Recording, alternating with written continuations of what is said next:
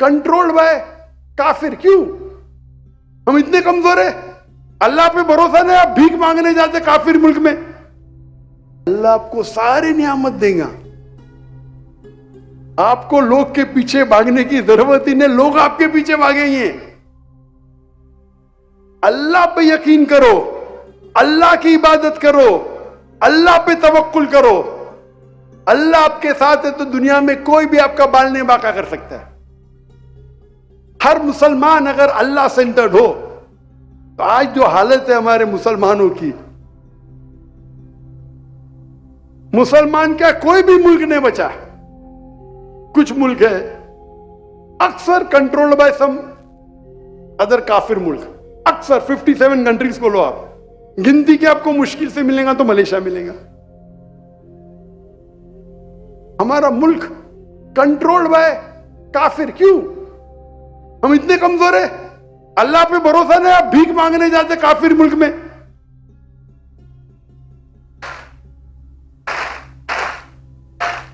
इसे कहते हैं ईमान की कमजोरी। अगर भीख मांगना है तो अल्लाह के सामने मांगो ना। ये हालत हमारे मुसलमान की है। गाजा में हम 57 कंट्री मुंह भी नहीं खोल सकते।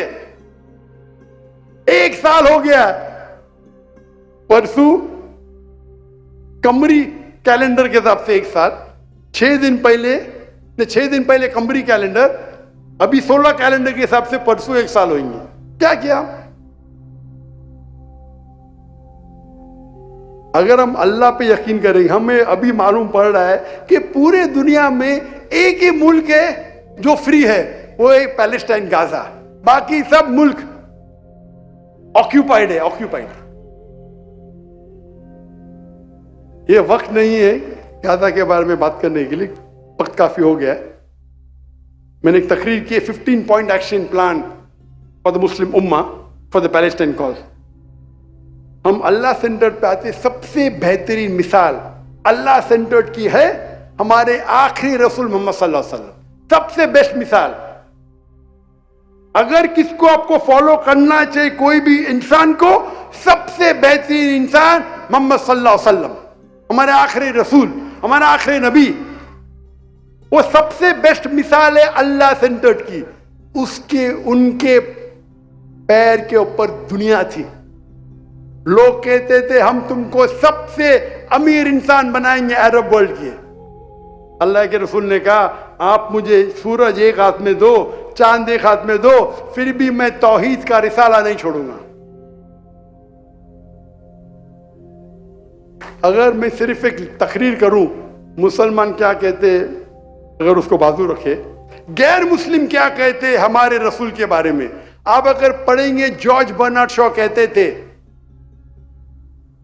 कि what a wonderful man, Muhammad सल्लल्लाहु अलैहि वसल्लम के बारे में कहते, what a wonderful man, more than being an antichrist he is the saviour of humanity.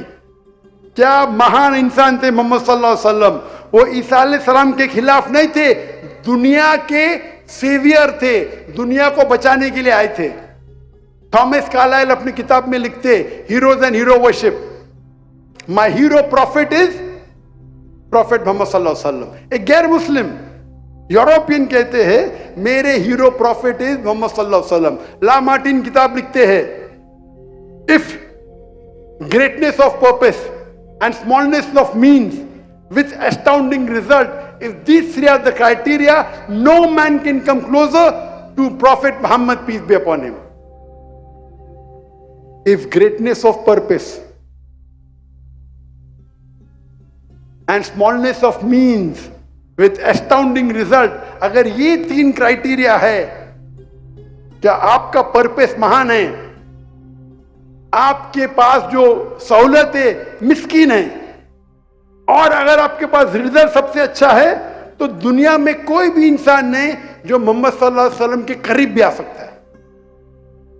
Michael H heart किताब लिखते हैं, the 100 most influential man in the world. Christian है, नंबर 1 मोहम्मद सल्लल्लाहु अलैहि वसल्लम। वो कहते हैं बहुत से लोग चौंक जाएंगे मेरे रिसर्च पे, बहुत से लोग मेरे बात को नहीं मानेंगे, लेकिन अगर कोई भी एक शख्स है जो रिलीजियस था, और सेक्युलर था वो मोहम्मद सल्लल्लाहु अलैहि वसल्लम है।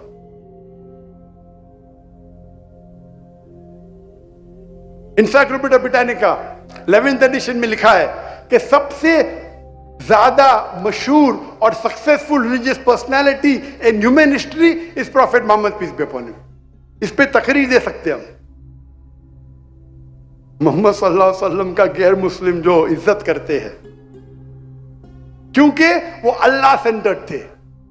अल्लाह सेंटर्ड की कई मिसालें हमारे खुलफा राशिदीन, हजरत अबू बकर, हजरत उमर, हजरत उस्मान, हजरत अली रज़ियल्लाहु अन्हुम, ये चारों जो खुलफा राशिदीन मिसाल है अपनी। अगर उनकी सीरा पढ़ेंगे तो आप अशरफ मुबश्शिरीन जो 10 साहबा को जो अल्लाह सुब्हानहू व तआला ने बशारत दी जन्नत की इस दुनिया में, वो हमारे रोल मॉडल है। खवातीन में हमारे रोल मॉडल है, खवातीन में मरियम अलैहिस्सलाम एक रोल मॉडल है।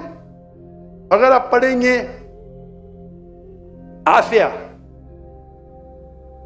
वो फरमाती है कुरान मजीद में दुआ करती है अल्लाह से, सूरह तहरीम में सूरा नंबर 66 आयत नंबर 11, ये अल्लाह मेरी सारी दुनिया की दौलत ले ले इन एक्सचेंज फॉर तुम्हारे करीब जन्नत में एक घर। वो दुनिया की सबसे ताकतवर अमीर इंसान फिरौन की बीवी थी, अल्लाह से दुआ करती है कि मैं तुमसे एक्सचेंज करना चाहती हूं दुनिया की दौलत, एक घर जन्नत में अल्लाह के करीब। हमारे पास मिसाल है हजरत खदीजा की, हजरत फातिमा की, हजरत आयशा की रज़ियल्लाहु अन्हुमा, may Allah be pleased with them all। मिसाल है हमारे पास कई कपल की मिसाल है, जहां एक कपल अच्छा है, दोनों कपल खराब है, वो मिसाल है अबू लहब और उनकी बीवी। अल्लाह ताला फरमाते सूरह लहब में सूरा नंबर 111 कि वो जहन्नम में जलेंगे। हमारे पास मिसाल है जहां शौहर अच्छे थे, बीवी खराब है। नूह अलैहिस्सलाम, लूत अलैहिस्सलाम, उनकी बीवी उनकी बात नहीं मानी, कुरान में जिक्र है उनका। दूसरी तौर पे हमारे पास मिसाल है कि बीवी अच्छी शौहर अच्छा ने, फिरौन और आसिया, कई मिसाल है। अगर आप अल्लाह के रसूल की सीरत पढ़ेंगे, साहबा की सीरत पढ़ेंगे, ये हमारे लिए रोल मॉडल है, रोल मॉडल।